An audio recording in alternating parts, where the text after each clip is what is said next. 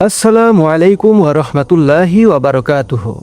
দাজ্জালের আগমন এক ভয়ঙ্কর সত্যের গল্প। বন্ধুরা, একটি সময় আসবে যখন পৃথিবী ভরে যাবে অন্যায়, মিথ্যা আর বিভ্রান্তিতে।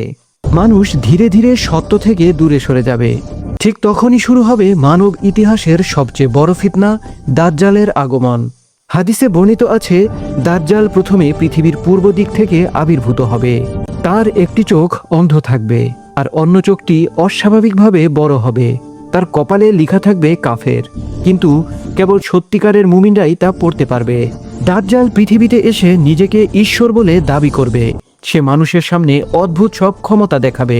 কোথাও সে বৃষ্টি নামাবে, কোথাও শুকনো জমিকে সবুজ করে তুলবে। মানুষ অবাক হয়ে তার অনুসরণ শুরু করবে।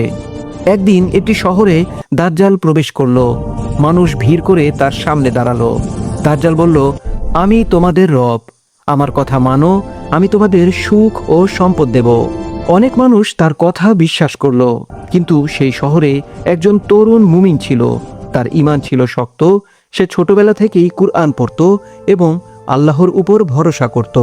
তরুণটি সাহস করে দাজ্জালের সামনে দাঁড়ালো। সে বলল, তুমি মিথ্যাবাদী, আমার রব একমাত্র আল্লাহ। দাজ্জাল রাগে ফেটে পড়ল। সে লোকদের বলল, দেখো, আমি তাকে হত্যা করব এবং আবার জীবিত করব। দাজ্জাল তার ক্ষমতা দেখানোর জন্য সেই তরুণকে হত্যা করল, তারপর আবার জীবিত করল। কিন্তু জীবিত হওয়ার পরও সেই তরুণ বলল, আজ আমি আরও নিশ্চিত হলাম যে তুমি সেই মিথ্যা দাজ্জাল, যার কথা রাসূল পাক সাল্লাল্লাহু আলাইহি ওয়াসাল্লাম আমাদেরকে সতর্ক করেছিলেন। এই কথা শুনে অনেক মানুষ সত্য বুঝতে শুরু করলো। তারা উপলব্ধি করলো যে দাজ্জালের সব ক্ষমতা আসলে মানুষের ঈমান পরীক্ষা করার জন্য। এভাবে দাজ্জালের ফিতনা পৃথিবীতে ছড়িয়ে পড়বে।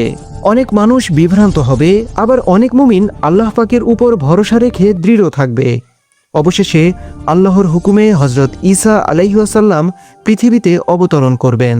তিনি দাজ্জালকে পরাজিত করবেন এবং পৃথিবীতে আবারও ন্যায় ও শান্তি প্রতিষ্ঠা হবে।